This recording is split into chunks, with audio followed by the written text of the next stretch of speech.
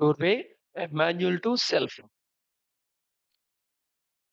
మనం 'మహా రీజియన్' గురించి కొంత తెలుసుకోవడానికి ప్రయత్నం చేస్తున్నాం. సో, ఇది మైండ్‌కి ఆవల విడ్డయం. దీన్ని మైండ్‌తో క్యాప్చరింగ్ చేయటానికి, తెలుసుకోవడానికి ప్రయత్నం చేస్తున్నాం. అది ఇక్కడ ట్రబుల్. ఈ ట్రబుల్ చాలా ఇంపార్టెంట్. మైండ్‌కి ఆవల ఉన్న విషయాలు ఇక్కడ నుండి మహా, జనః, తపః, సత్యం ఇవన్నీ ఏంటంటే మైండ్‌కి ఆవల విషయాలు మైండ్‌తో అర్థం చేసుకోవడానికి ప్రయత్నం చేస్తున్నాం. సో, ఇక్కడ భాష లిమిటేషనే మన అర్థాన్ని లిమిటేషన్ చేస్తూ ఉంటుంది. మన భాష. సో, అది మహారీజన్ అనేది మ్యాటరు, సెన్సస్, ఫ్రీ విల్ వీటన్నిటికి నుండి సంబంధమైంది కాదు. ఇండిపెండెంట్ అని తెలుసుకున్నాం. And whatever know will be hold by mind like a child. ఇది మనకుండే ట్రబుల్. ఇలాగ ఏదైతే మైండ్ డొమైన్ కానిది మైండ్‌తో నేర్చుకోవడానికి ప్రయత్నం చేస్తున్నప్పుడు వచ్చేది మైండ్ హోల్డ్ చేయడానికి ట్రై చేస్తుంటుంది. ఏం తెలుసుకున్న దాన్ని మైండ్ హోల్డ్ చేయడానికి ట్రై చేస్తుంది. దీనికి ఉదాహరణ చెప్తాను. లైక్ ఏ చైల్డ్ అని ఎందుకన్నానంటే సపోజు 1 ఇయర్ బేబీ, 1 ఇయర్ పాపాయిని తీసుకుంటే boy baby or girl baby తీసుకుంటే వాళ్ళకి first already what they know there are నోట్లో పెట్టుకొని తినటం తెలుసు. ఎందుకంటే ఫస్ట్ వాళ్ళు నేర్చుకునేది పాలు తాగటం, అలాగే తర్వాత కమ్ము చీకటం.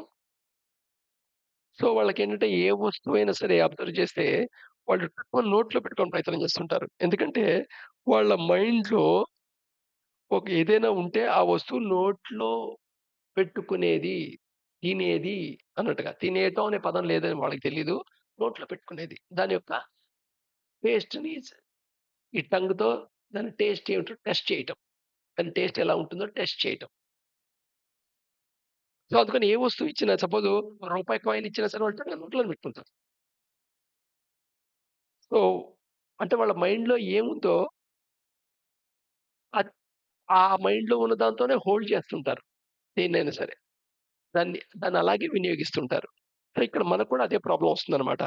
సో, ఈ బియాండ్ ఎక్సిస్టెన్సు క్రియేషన్ గురించి, మహా గురించి మనం ఏదైనా ఒక గ్రంథంలో చదివినప్పుడు గాని, స్క్రిప్చర్స్‌లో గాని, లేకపోతే దాని గురించి కామెంటరీస్ రాసిన వాళ్ళు గాని, లేదా దాన్ని ప్రెజెంటు భాషలో మనకు అర్థమయ్యేట్టుగా చెప్పడానికి ప్రయత్నం చేసి రాసిన పుస్తకాల్లో గాని, మనం చదువుతున్నప్పుడు లేదా వింటున్నప్పుడు మన మైండ్‌లో ఏదైతే ఆల్రెడీ నో ఉందో, దాంతో దాన్ని హోల్డ్ చేయటానికి ట్రై చేస్తాం. ఓ రకంగా చెప్పాలంటే అర్థం చేసుకునే ప్రాసెస్ అని చెప్పొచ్చు దీన్ని. ఈ అర్థం చేసుకునే ప్రాసెస్‌లో దాంతో హోల్డ్ చేస్తుంటాం. ఈ దాంతో హోల్డ్ చేయటం అనేది వల్ల ప్రాబ్లమొస్తుంది.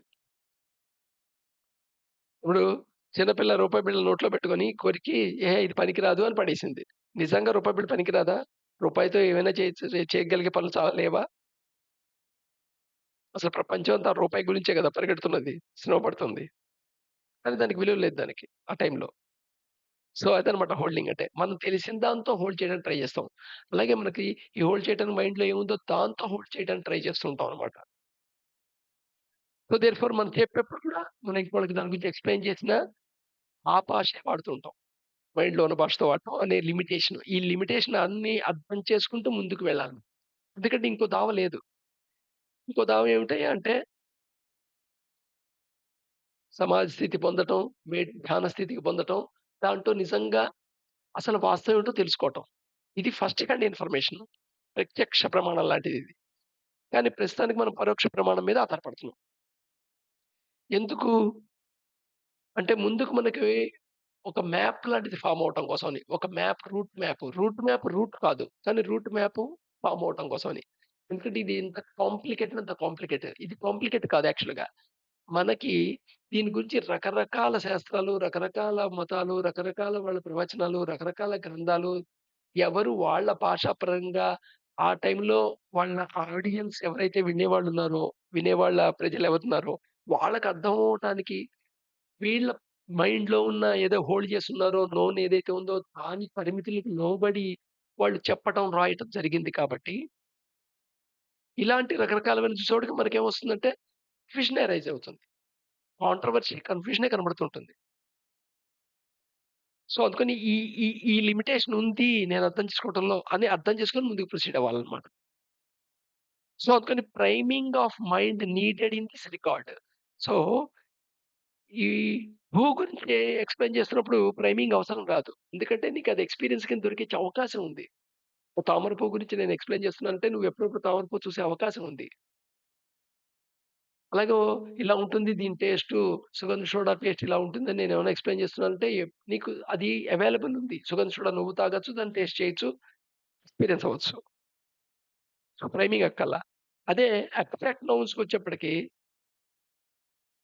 కొన్ని డైరెక్ట్‌గా వస్తువు కింద నువ్వు పంచేంద్రియాలతో గ్రహించలేవు. కానీ మైండ్‌తో మాత్రమే గ్రహించగలవు. ఆరో జ్ఞానేంద్రియం. సో, అక్కడికొచ్చేప్పటికి నువ్వు ఖచ్చితంగా ప్రైమింగ్ కావాల్సొస్తుంది. ఈ ప్రైమింగ్ ఇచ్చేదేంటి వర్డ్సే ఇస్తాయి. సో, వర్డ్స్ ఏదైతే తెలుసో వాటితో హోల్డ్ చేయడానికి ట్రై చేస్తుంటావు. దీంట్లో నువ్వు అర్థం చేసుకుందంతా కొంత. పూర్తిగా అర్థమయ్యేది ఉండదు. సో, ఈ పరిమితులు మైండ్‌లో పెట్టుకొని మనం లాంగ్వేజ్ వాడుకుంటూ వెళ్తున్నాం. సో, అందుకని ఇప్పుడు ఇవాళ వీడియోలన్నీ ప్రైమింగ్ చేశాంమాట. Mind priming required. నెక్స్ట్ అక్కడి నుండి ఇమహ, జనహ, తపహ, సత్యం ఈ విషయంలో వీటి గురించి అర్థం చేసుకుంటూ వెళ్ళాలంటే ఖచ్చితంగా మనకు ఆల్రెడీ లోపల ఫ్రేమ్‌వర్క్ అడ్డుపడుతూ ఉంటుంది. మన భాషా పరిజ్ఞానం లిమిటేషన్ చేస్తూ ఉంటుంది. మనం ఆల్రెడీ ఏది తెలుసో దాంతో హోల్డ్ చేయడానికి ప్రయత్నం చేస్తూ ఉంటాం. ఈ విషయాలన్నీ అవేర్‌నెస్‌లు ఉండి అంటే కొంత అర్థమయ్యే అవకాశం ఉంటుంది. అందుకని ఇక్కడి నుండి ఇంకా స్లోగా వీడియోలో వెళ్దాం. Do you want to know things beyond మహా? సో, ఈ మహా రింగ్ పాస్ అవతల ఏముంది? అది గురించి తెలుసుకోవాలన్న ఆతృత అయితే కలుగుతూ ఉంటుంది. బట్ తెలుసుకోవటంలో ఎన్ని లిమిటేషన్ ఉన్నాయి, తెలియచెప్పడంలో ఎన్ని లిమిటేషన్స్ ఉన్నాయనేది ఒక ప్రైమింగ్ మొదట లోపల ఫార్మ్ అయితే, దెన్ మనం ఈజీగా ప్రొసీడ్ అయ్యే అవకాశం ఉంది. అట్‌లీస్ట్ ట్రూత్‌ని అప్రోచ్ అయ్యేందుకు ఒక మ్యాప్ ఫార్మ్ అయ్యే అవకాశం ఉంటుంది. సో, మ్యాప్ చేతిలో ఉంటే చాలా ఈజీ గదా! ప్రయాణం చేయటం అనేది. సో, ఆధ్యాత్మిక ప్రయాణం ఈజీ అవుతుంది. అందుకోసమే ఈ శాస్త్రాల్లో అన్నిటి గురించి చెప్పడం జరిగిందనమాట.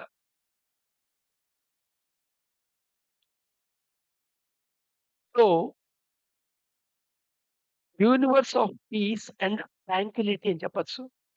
ఏదైతే ఈ బియాండ్ మహా ఉందో అదంతా universe of piece and Tranquility. Tranquility అంటే అక్కడ ఆహ్, జాయ్‌నెస్సే ఉంటుంది. సఫరింగ్ ఉండదు. ప్రత్యేకంగా సుఖం అని ఉండదు. ఉన్నదే జాయ్. అలాగే శాంతి ఉంటుంది. ప్రశాంతత ఉంటుంది. మనం ఏదైతే కామ్‌నెస్ అంటామే ఎగ్జిస్టెన్స్‌లో అది యాక్చువల్‌గా పీస్ అనేది అక్కడ పదం అది. ఉన్న స్థితి పీస్. మనకి ఉండేది calmness. So, not experienced yet. అయితే పీస్‌ని, ట్రాంక్విలిటీని మనం ఎక్స్‌పీరియన్స్ కాలేదు. సో, దేర్‌ఫోర్ ఇక్కడేం చేస్తుంది, మైండ్ క్యాచ్ చేయడానికి ట్రై చేస్తుందని చెప్పాం గదా! మనకు తెలిసిన నోన్‌తో మైండ్ దాన్ని హోల్డ్ చేయడానికి ట్రై చేస్తుంది. చిన్న పిల్లలు ఎలాగైతే ఏ వస్తువు ఇచ్చినా నోట్లో పెట్టుకొని టేస్ట్ చూడటానికి ప్రయత్నం ఎక్స్‌పీరియన్స్ చేస్తున్నట్టు. So, should not conjure up idea of illusionary. So, ఇక్కడ మనం తెలియకుండా మనకు తెలిసిన నోటితో సృష్టించుకుంటాం. రకరకాల ఐడియాలు సృష్టించుకుంటాం.